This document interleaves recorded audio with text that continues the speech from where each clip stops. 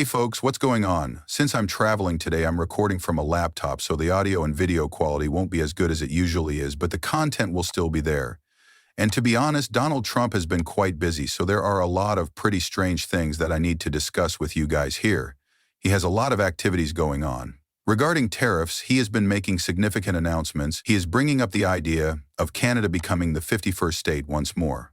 Of course, senators from the U.S. government are also introducing some massive laws into Congress.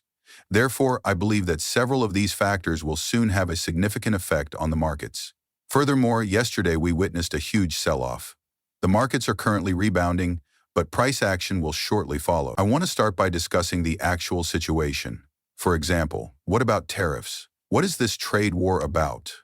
What's happening in the U.S. and Canada, since that is currently having the biggest effect on the markets? As we can see, President Trump recently stated that Canada becoming our 51st state is the only sensible course of action.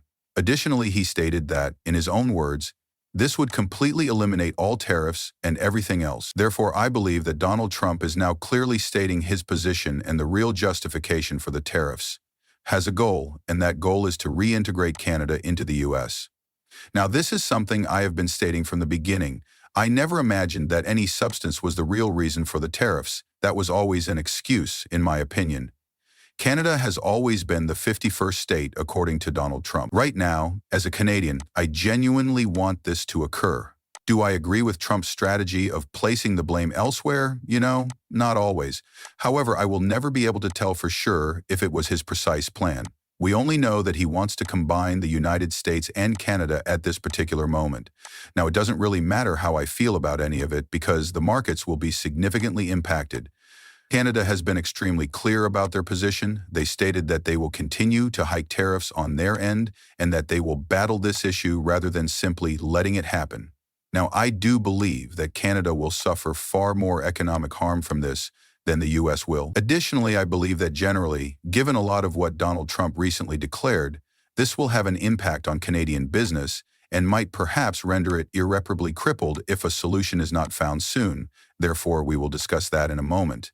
However, I also want to discuss Ukraine. According to reports, Ukraine is now prepared to sign a minerals deal with the United States, which would essentially return all of the money that the United States gave to Ukraine without providing a clear path for reimbursement. Since this is a component of a ceasefire agreement, there are several reasons why it is significant.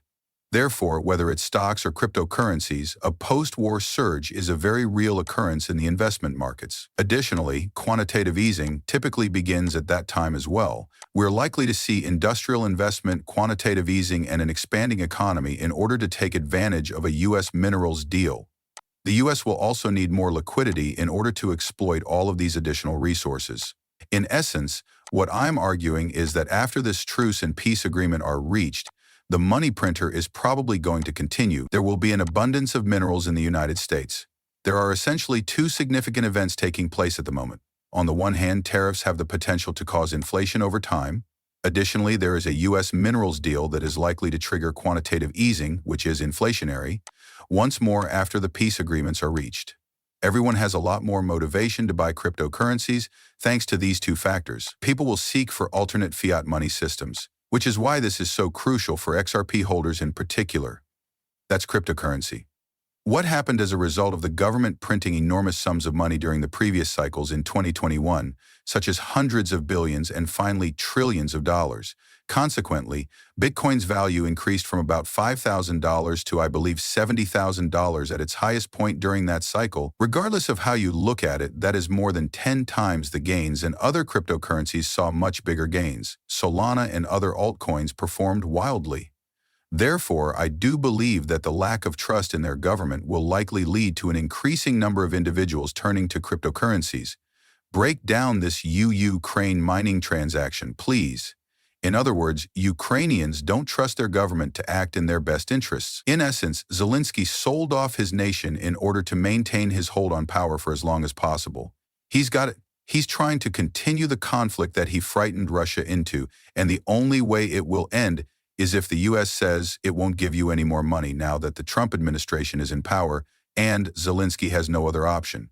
If he doesn't, he runs the possibility of losing Ukraine entirely, and as I have stated, Russia isn't even interested in doing this, so what's happening there is just complete madness. But, it looks like peace is coming, and that's crucial, because once again, all of these fantastic events, including quantitative easing and tariffs, will eventually benefit cryptocurrencies. Since things are getting pretty heated between the US and Canada, I want to return to tariffs for a moment.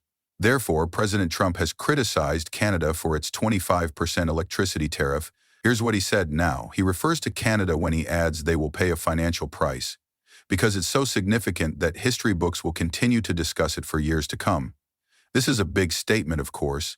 In essence, Trump is claiming that he will totally destroy the Canadian economy. To be honest, I do believe him. I have no doubt that he is well capable of achieving it. The economy of the United States is over 10 times that of Canada. Furthermore, Canada is more dependent on the US than the US is on Canada. I hate to tell it, but the truth is that it's simply the case. The world's largest economy is that of the United States. They do have a lot more clout in this case because they are the world's reserve currency. Indeed, Canada can fight and attempt to hit Americans where they hurt, but in the long run, our main industry, the energy sector, will be entirely devastated, leaving the Canadian economy completely handicapped. In the short term, the United States has sufficient oil reserves and methods of obtaining it, while Canada lacks the means to make up for these losses. If the United States cuts ties with Canada, it will take 5 years before Canada can construct a refinery of the size of the US to guarantee that they can fill that demand gap. However, the United States doesn't actually need us in that role and can easily keep refining their own oil. The Canadian government's egregious stupidity in allowing this to occur is what this is.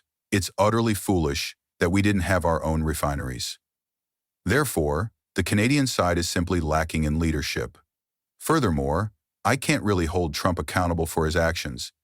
His only goal is to act in America's best interests. Indeed, it would be better for America if Canada became the 51st state, because, presuming they accept and own it, they could then examine all of the egregious overspending that occurs in the Canadian government.